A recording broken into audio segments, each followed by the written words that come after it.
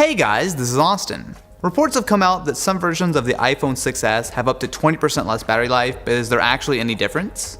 It all comes down to the chips inside. Unlike previous iPhones, the 6s can have two different processors. Chipworks took a closer look and found something interesting. They're physically different sizes.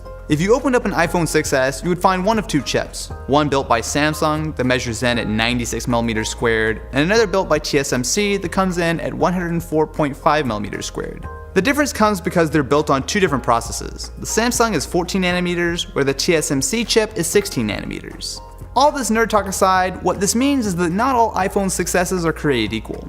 To find out which phone you have, go to the App Store and download the Lirum Info app. It's free and is usually used for monitoring, but what we want to find out is the model number. The iPhone 6s with the Samsung A9 is N71AP, where the TSMC version is N71MAP. The same holds true for the iPhone 6s Plus. The Samsung model number is N66AP and TSMC is N66MAP. Supposedly, the TSMC model is the better version, but I wanted to put that to the test. To find out, I took a pair of identical iPhone 6s's, one with the Samsung processor and one with the TSMC chip. I calibrated both screens to 200 nits of brightness and ran the Geekbench 3 battery test until each phone hit 50% battery.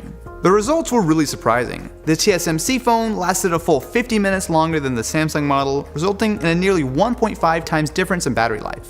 This was also noticeable in the temperatures of the phones. The TSMC iPhone runs significantly cooler than the Samsung phone under load.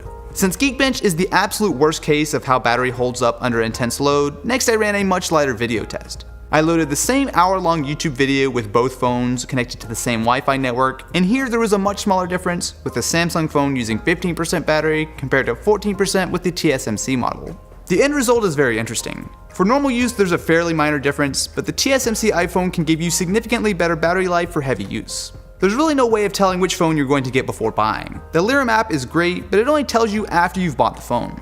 My friend John from TLD also tested to see the difference in real-world battery life and performance, which you guys should definitely go check out. So what do you guys think about Chipgate? A big deal or no problem at all? Let me know in the comments below, and if you enjoyed this video and want to see more, definitely be sure to subscribe to the channel.